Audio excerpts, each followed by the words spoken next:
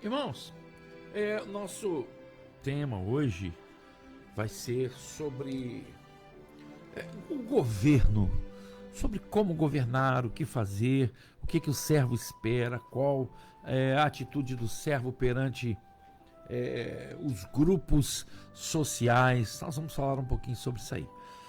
Antes eu só quero lembrar os irmãos, eu esqueci de falar mais cedo, nós estamos com um bolo, mas um bolo delicioso que a dona Malvina fez para sortear entre os nossos ouvintes, aqueles que nos assistem pelo Facebook, aqueles que se manifestarem, tá? Vão concorrer ao sorteio desse bolo no final do programa.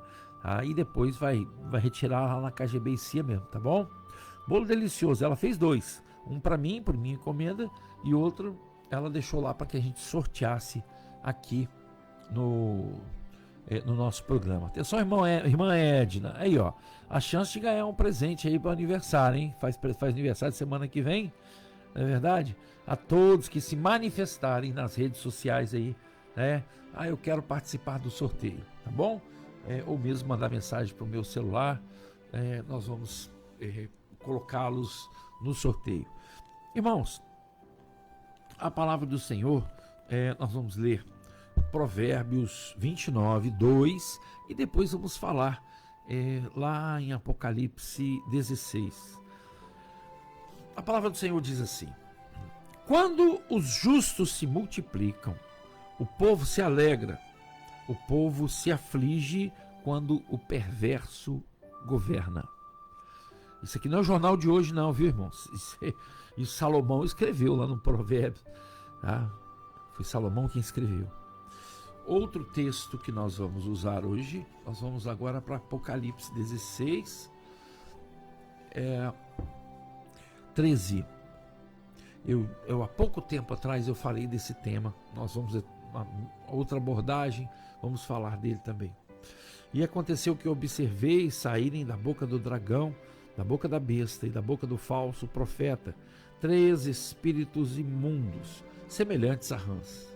Ora, são espíritos de demônios que realizam sinais miraculosos. Eles vão aos reis do todo mundo, a fim de reuni-los para a batalha do grande dia do Deus Todo-Poderoso. Eis que venho como quem vem o assaltante. Bem-aventurado todo aquele que se mantém alerta e conserva suas vestes preparadas, pois assim não terá de correr nu e ter a sua vergonha exposta em público. Então os 3 espíritos se reuniram em um lugar que em hebraico é chamado Armagedon. Só até aqui. Senhor, nós louvamos o teu nome, te glorificamos, ó Pai, porque a sua palavra é sempre maravilhosa, ela sempre nos exorta, sempre nos dá a esperança da volta de Jesus. Seja, Senhor, conosco, através do teu Santo Espírito, a iluminar, Senhor, as nossas vidas através dessa mensagem que vem da parte do Senhor, não do homem, não da razão, mas do Senhor. Nós oramos em nome de Jesus. Amém. Irmãos, essa versão é a versão King James, né? E a palavra na versão João Ferreira de Almeida diz: quando o justo governa, né, o povo se alegra. Mas a tradução do hebraico ela é muito difícil, porque o hebraico tem poucas palavras, nós já falamos isso, tá? São 86 mil palavras. Então, às vezes uma palavra tem diversos significados, né? Então, o português, por exemplo, tem quase 400 mil palavras. Então, as palavras têm uma definição maior no seu significado, né? Mas aqui, quando os justos se multiplicam, o povo se alegra, o povo se aflige quando o perverso governa. Irmãos, o governo de um perverso descontenta o povo, entristece o povo, traz todo tipo de aborrecimento, né? A gente vê o crescimento dos juros, o crescimento da carestia, a dificuldade para se fazer as coisas, é sempre assim.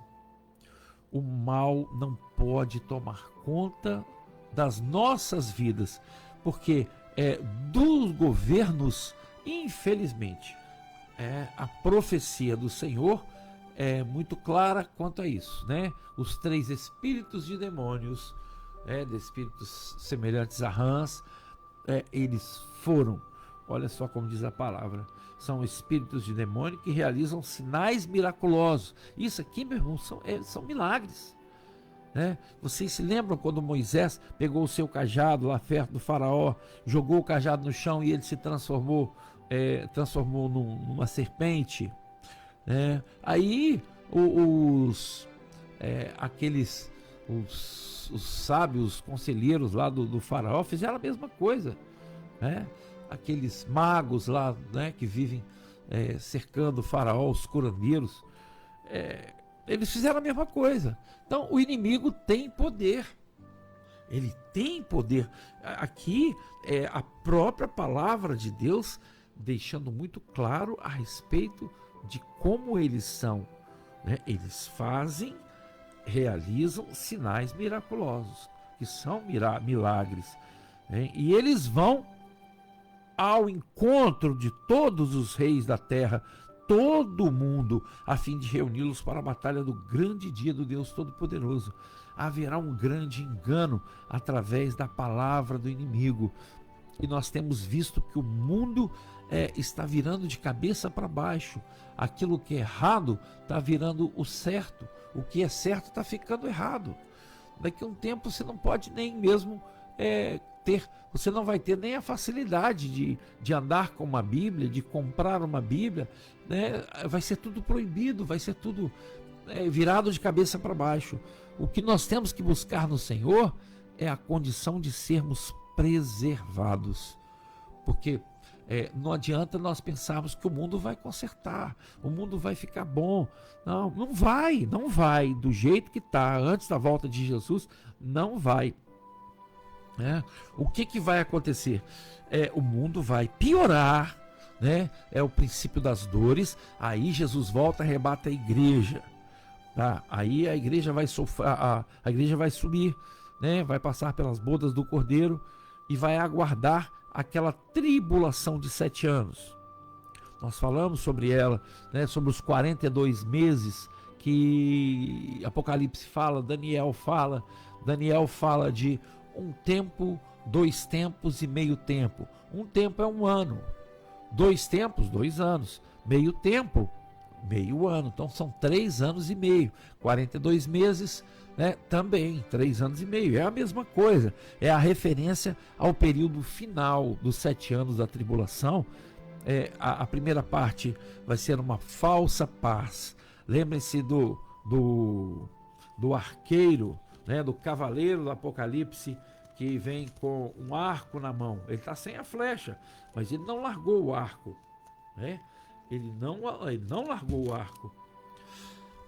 Presta atenção que eu vou ler aqui. Observei quando o Cordeiro abriu o primeiro dos 7 selos. Em seguida ouvi um dos seres viventes exclamar com voz de trovão: vem!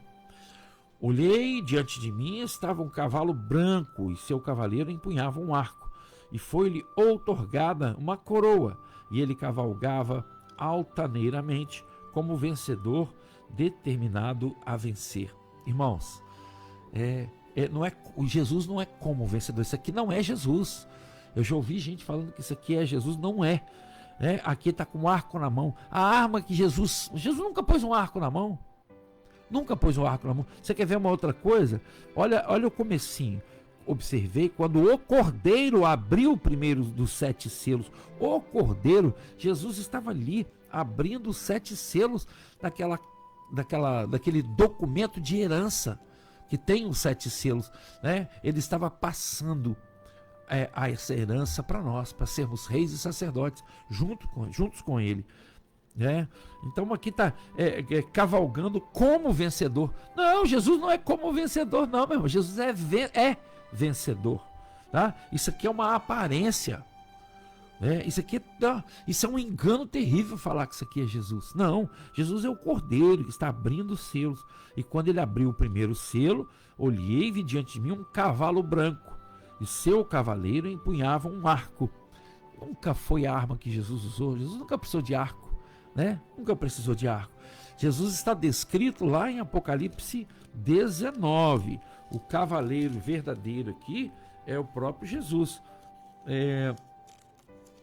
Quando diz aqui 19:11.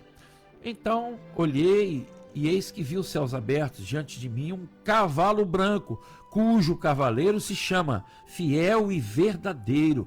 Ele é responsável por julgar e guerrear com justiça.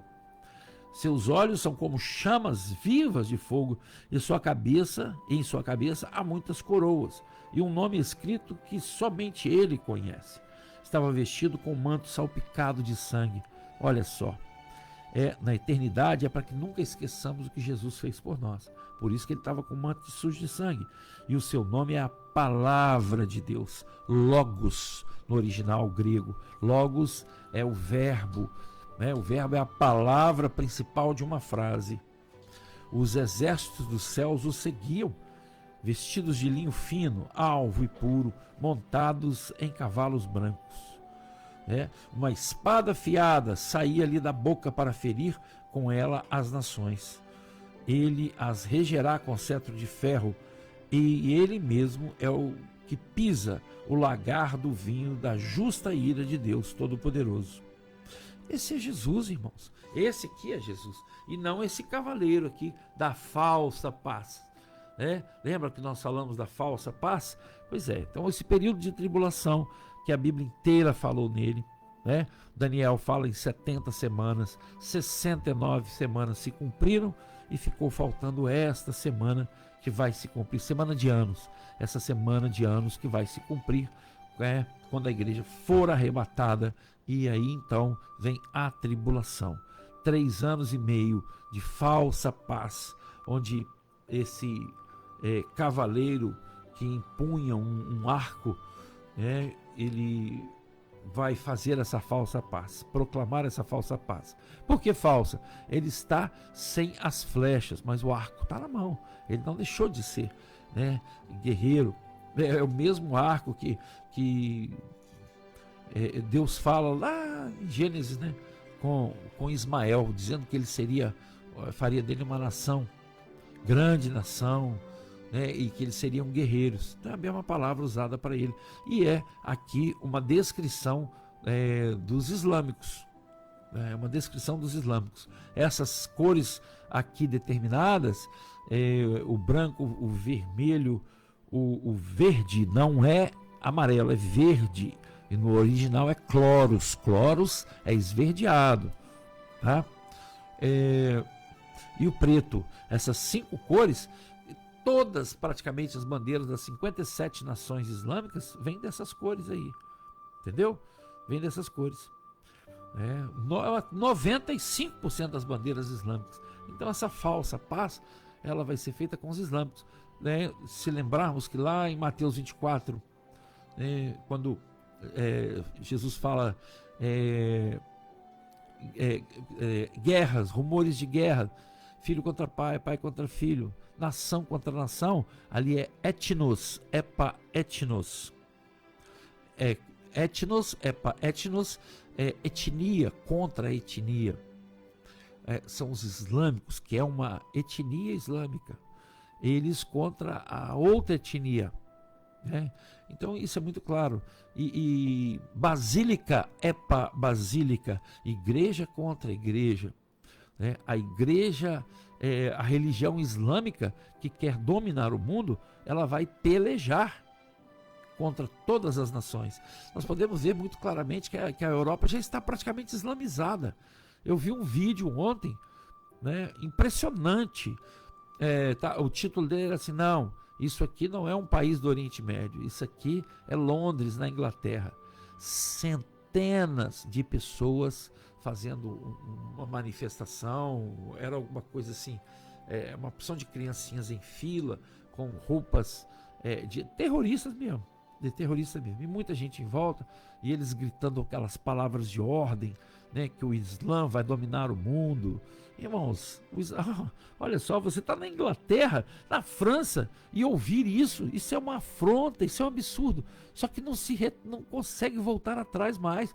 A França está completamente islamizada. Aquele Macron, que é o presidente, ele é louco. É um homem que ainda apoia isso. E dá muitos pitacos contra Israel.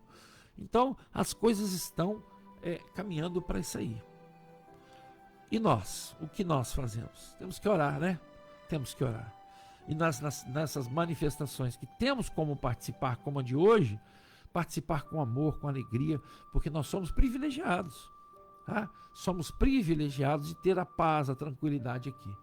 Que a França já não tem, a Inglaterra já não tem, Israel, coitado, nem tem, né? Diversos outros países não podem se manifestar por causa do radicalismo islâmico. Mas nós, graças a Deus, ainda podemos nos manifestar. E é o que nós esperamos, que hoje haja uma manifestação, um desfile tranquilo, né?